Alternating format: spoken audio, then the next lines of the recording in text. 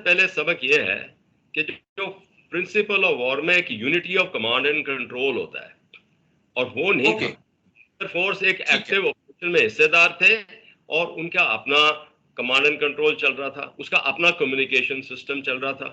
तो दो फोर्स के दो कमांडर नहीं हो सकते कि एक पुतिन को डायरेक्टली रिपोर्ट कर रहा है और दूसरा defence ministry Russian arm forces के लिए रिपोर्ट कर रही है।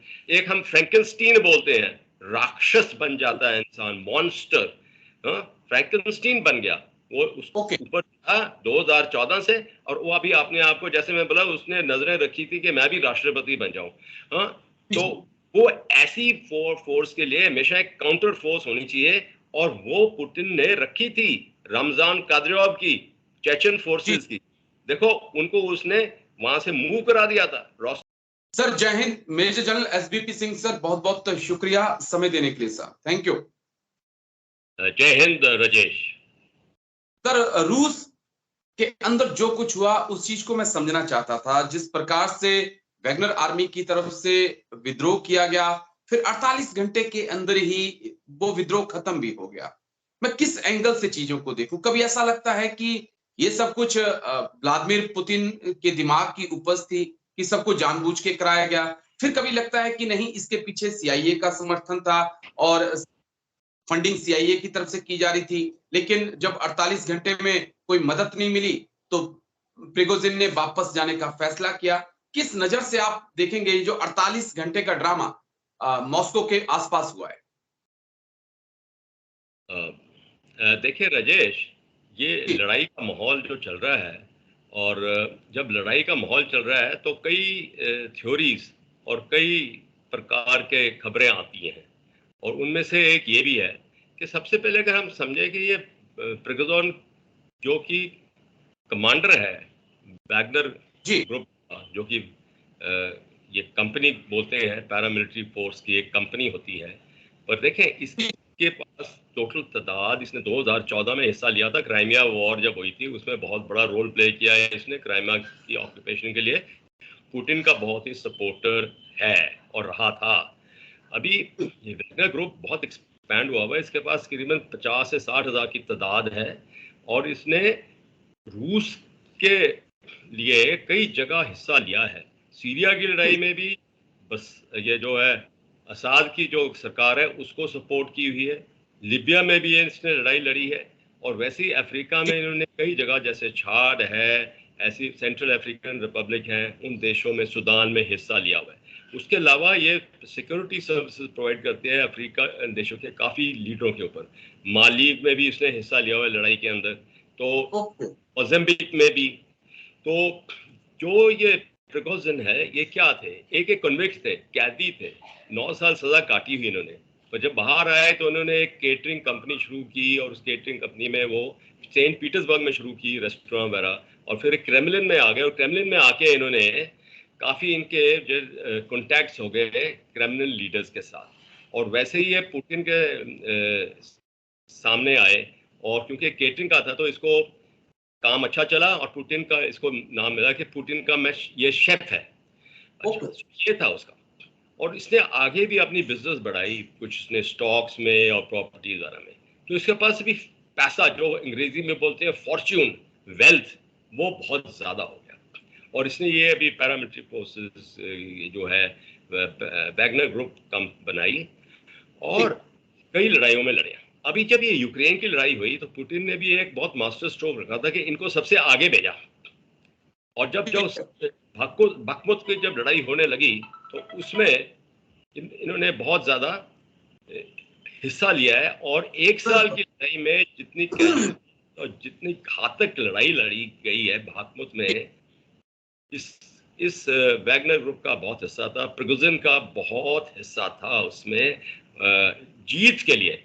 और ये कहा जाता है कि ये जो बाखमुत की लड़ाई थी, battle of Bakhmut, second world war के बाद सबसे अधिकतम, सबसे घातक लड़ाई हुई है ये बैटल की। और बाखमुत का अगर हम देखें, इतना ज़्यादा इंपॉर्टेंस भी नहीं था, बट दोनों साइड में प्रेस्टीज इशू हो गया, एक लॉजिस्टिक्स हब है ज़रूर। तो ये हम अगर मद्देनजर में रखते हैं तो अभी क्या हुआ है कि जितनी ये लड़ाई चल रही थी, इसमें प्रिगोजिन को काफ़ी टाइटनेस और मुश्किलातें सामने आई थी। और उसकी जो उनका डिफेंस मिनिस्टर है रूस का, सर्गेई शोगु, और उसका जो चीफ ऑफ जनरल स्टाफ है वैलेरी गेरासिमोव, उनके साथ इसके मुखभेड़ हमेशा रही है, वर्बल बात बनती नहीं रही इनकी। और उसका वजह यह था कि प्रिगोजिन 1-to-1 था कांटेक्ट राष्ट्रपति पुतिन के साथ, और ये नेचुरली फौज को पसंद नहीं था, डिफेंस मिनिस्ट्री को पसंद नहीं था। तो उन्होंने इसको काफी एक प्रकार से टाइट लीश जो बोलते हैं, घोड़े की जो होती है रेंज, उसको रखा हुआ था। इसको एम्यूनिशन, हथियार जब मांगता था नहीं देते थे। और इसने कुछ देखो, क्योंकि ऐसी तंगी आई थी, इसने नॉर्थ कोरिया से भी कुछ मदद ली थी इक्विपमेंट के लिए, शेल्स भी इसने मांगे थे। और देखो ये बड़ी स्ट्रॉन्ग फोर्स है यहाँ पे, इसके पास टैंक्स हैं, इसके पास आर्टिलरी है, इसके पास एयर डिफेंस सिस्टम्स हैं, तो बड़ी स्ट्रॉन्ग फोर्स है जो लड़ी थी। तो इसने गाली गलूच भी किया अपने डिफेंस मिनिस्टर और चीफ ऑफ जनरल स्टाफ के खिलाफ कि इनकी ऑपरेशनल प्लानिंग और इनकी जानकारी आर्ट ऑफ वॉर में बिल्कुल कमी है, इनकी जानकारी सही नहीं है, इसलिए रूस और पॉइंट तो निकल के सामने आ रहा था कि जो डिफेंस मिनिस्ट्री की तरफ से, आर्मी की तरफ से जो इन्हें वेपन की सप्लाई की जा रही थी, अम्यूनिशन की सप्लाई की जा रही थी, जो रूस बोल रहा है कि ये तो यूक्रेन को बेच दे रहे थे, इस कारण डिफेंस मिनिस्ट्री काफी नाराज थी इनसे। देखो उसके मुताबिक उसको पूरा सप्लाई जो जरूरत थी नहीं मिली, और मैं इस समय ये समझूंगा कि प्रिगोजिन का इसमें जो क्लेम है सही भी है, परंतु क्यों नहीं दी रूस ने? ये भी एक तो रीजन था कि वो 1-to-1 कांटेक्ट था, उनके आपस में बनती नहीं थी, क्योंकि पुतिन के साथ 1-to-1 कांटेक्ट था। दूसरा था कि रूस में इवन पुतिन को फीलिंग थी कि यूक्रेन के हाथ में ना ये दे दे कुछ हथियार वगैरह, क्योंकि इसके ऊपर शक तो रहा था। क्यों इसके ऊपर शक रहा था? कि प्रिगोजिन ने अपनी एम्बिशन जो है, अपनी नजरें उसने डाली कि मैं भी रूस का राष्ट्रपति बन सकता हूं जब इसको थोड़ी जीत थी। तो ये उसका था एक मुद्दा। ठीक है, उसके जैसे बताऊंगा, कैप्टन ऑफ द शिप होता है ना, तो वो जो भी आते हैं शिप के अंदर तो आने देता है, उनके ऊपर पूरी सिक्योरिटी चेक वेरिफिकेशन होनी चाहिए। सुरक्षा बड़ी इंपॉर्टेंट है ये उनमें, क्योंकि उनमें से होता है कि कई समझते हैं कि मैं भी कैप्टन बन सकता हूं शिप का। तो ये वैसा एक व्यक्ति है कि जो कैप्टन बनना चाह रहा था, पर वो पद इसको नहीं मिल सकेगा। तो अभी क्या अब बड़ी अहम अपडेट आई कल की, लुकाशेंको जो कि बेलारूस के राष्ट्रपति हैं, वो मध्यस्थता करवाते हैं, और प्रिगोजिन जो है अब बेलारूस में रहेगा, वैगनर आर्मी बेलारूस में रहेगी, वहीं से ऑपरेट करेगी।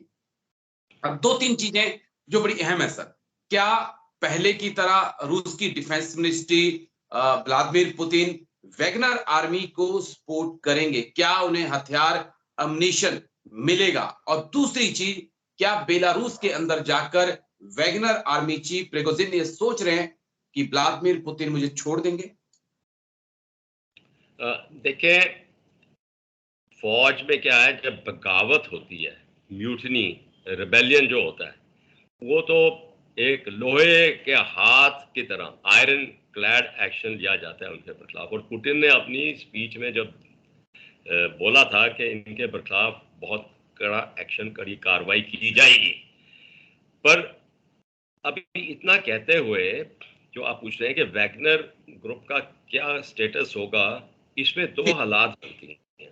सबसे पहले जो मेरी जो इंफॉर्मेशन और रिसर्च है उसमें है कि प्रिगोजिन अभी एग्जाइल में बेलारूस में चले गए या जाएंगे, तो एग्जाइल होगा। अच्छा, दूसरा है कि जो वैगनर ग्रुप के हिस्सेदार थे, ये 25,000 के करीब, जिन्होंने एक्चुअल एक्शन में हिस्सा लिया है, उनको एक एमनेस्टी दी जाएगी, उनको माफ किया जाएगा।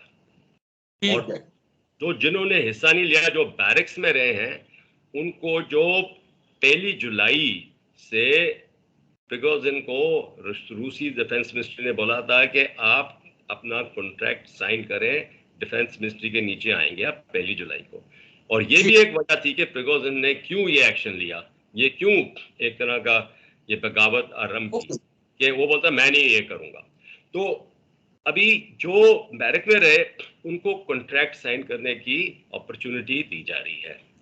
अभी वैगनर ग्रुप का प्रिगोजिन के मुताबिक कि वो वापस अपने फील्ड कैंप्स में जाएंगे यूक्रेन में, वो भी काफी हद तक मैं समझता हूँ सही है। पर क्या प्रिगोजिन उनका अभी कमांडर होगा या रूस उनको अपॉइंट करेंगे जिन्होंने कॉन्ट्रैक्ट साइन किया है, ये आने कुछ चंद एक दिनों में हमें पता लग जाएगा। देखो बिल्कुल वैगनर ग्रुप को मुझे तो लगता है कि बेलारूस में भी जाके प्रिगोजिन अब सेफ नहीं है। जितना मैं व्लादिमीर पुतिन को अभी तक समझ पाया हूं, वो अपने दुश्मनों को छोड़ते नहीं है। एक चीज और सर जो मैं समझना चाहता था, क्या इस विद्रोह ने पुतिन की पोल खोल के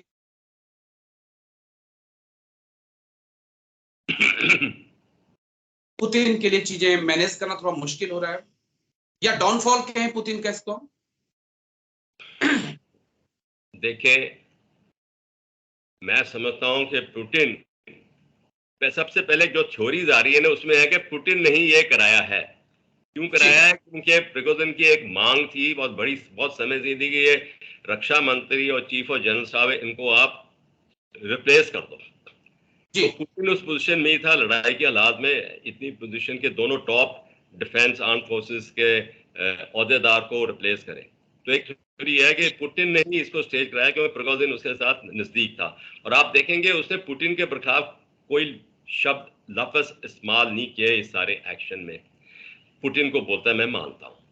तो ये एक थ्योरी अगर है तो उस थ्योरी में यह है कि इसलिए ये जो बगावत कही जा रही है वो बहुत जल्द रोकी गई और मामला उल्टा सही तरीके से पड़ गया। तो इसमें अभी मैं आपको बताता हूं कि जो भी एक्शन हुए हैं, एक मैं समझता हूं कि जब ये लड़ाई की हालात है ना, बड़ी सेंसिटिव सिचुएशन है। रूस अभी बड़ी सेंसिटिव सिचुएशन में है। जितनी चीज प्राप्त करनी थी वो प्राप्त नहीं हो सकी। यूक्रेन का काउंटर ऑफेंसिव हुआ है और कई टैक्टिक्स और स्ट्रेटजी इस्तेमाल कर रहे हैं पुतिन, और उसमें एक ये भी थी। और दूसरा है कि अक्लमंदी ये रही है, मैं समझता हूँ अक्लमंदी ये रही है कि एमएनसी दे रहे हैं, उनके खिलाफ एक्शन नहीं कर रहे वैगनर ग्रुप के बारे में। क्यों? उसको वो रिसोर्स, मैन पावर रिसोर्स चाहिए, और ये बड़ी घातक रिसोर्स है। ये भी कॉन्विक्ट कैदी हैं, बड़े घातक क्रूर कार्रवाई करके अपराधी, वो उनको हम कह सकते हैं। तो अगर ये है पोजीशन तो मैं समझता हूं कि पुतिन की ये जो चाल है ये सही है। और वो यस, पर क्रेमलिन की जो हिस्ट्री है, इसका इतिहास है, जबकि उसका टॉप मैन जो कि जनरल सेक्रेटरी सीसीपी का बोलते थे, उसकी पोजीशन थोड़ी भी नाजुक हो जाती है, थोड़ी भी ऑपोजिशन है, वो रिप्लेस किया जाता था। एक तरह का उसके साइलेंट कू किया जाता था। और एक बड़ा एग्जांपल याद आ रहा है कि जो निकिता क्रुश्चेव थे, उनको ऐसे ही उन्होंने रिप्लेस किया, वो हॉलिडे हटाया था। तो बस आखिरी चीज जो समझना चाहता हूं कि अब फ्यूचर क्या है। एक बड़ा अहम सवाल है कि रूस यूक्रेन जंग का फ्यूचर क्या है, प्रिगोजिन का फ्यूचर क्या है, और व्लादिमीर पुतिन का अब आगे फ्यूचर क्या है। क्या रूस को अब विकल्प खोजना होगा जो व्लादिमीर पुतिन की जगह आ सके? सबसे पहले मैं बोलूंगा ये जो बगावत हुई, इसमें जो एक रिएक्शन भी देखी है 24 घंटे के अंदर, 36 घंटे के अंदर तो ये एक्शन हो गया कि रिवर्स हो गया मामला। उसमें क्या था कि पब्लिक ने प्रिगोजिन को साथ नहीं दिया। प्रिगोजिन की ये भी उम्मीद थी कि कुछ उस रूस की फौज के नुमाइंदे, अफसर और जवान उसकी तरफ आ जाएंगे, वो भी नहीं हुआ। बेशक टीवी पे हमने देखा है कि लोगों ने रोस्टोव ऑन डॉन में उनका स्वागत किया या किया, वो एक पब्लिक की इनिशियल रिएक्शन होती है, वो एक मैं समझता हूं कि सही सिचुएशन नहीं गिनी जा सकती। तो अगर जब ये हुआ है ना, तो पुतिन की पोजीशन मैंने बताया कमजोर तो नजर आ रही है, पर अगर उसने कू कराया है तो उसने अपनी पोजीशन को कंसोलिडेट और कर दिया है और भी मजबूत पोजीशन कर ली उसने। अभी दूसरा है कि इसमें सीआईए का रोल आपने शुरू में बोला था कि उसमें भी है कि शक के सीआईए का रोल है। उन्होंने पैसे दिए प्रिगोजिन को, पर प्रिगोजिन ने वो पैसे ले लिए और अभी मुंह फेर लिया उसने। अभी देखो ये लड़ाई की हालात है, ये थ्योरीज आने वाले समय में पूरी इस्टेब्लिश होंगी, पर ये जरूर है कि रूस, अगर ये पुतिन ने ये टैक्टिक्स इस्तेमाल किए हैं तो वो अपनी पोजीशन में कॉन्फिडेंट नहीं है, पर इसको ये भी होगा कि उसने जो एडिशनल मैन पावर रिक्रूट कर रहे हैं उसमें उसकी पोजीशन फिर बेहतर हो जाएगी। ओके। लोग भी आएंगे, जरूर आएंगे। और देखें, लोग पुतिन को करीबन 80% बहुत मानते हैं। जितना भी वेस्टर्न वर्ल्ड कह ले, पुतिन की पोजीशन क्यों कायम है, क्योंकि उसको माना जाता है, डूमा की रूसियों उसको के अंदर अभी भी पुतिन का विश्वास है। तो बहुत बहुत शुक्रिया सर, तमाम चीजें बहुत अच्छे से बारीकी से आपने समझाई हैं कि क्यों ये विद्रोह हुआ, क्या इसका असर होगा और क्या आगे जाके वैगनर आर्मी का फ्यूचर होगा। बहुत बहुत शुक्रिया सर।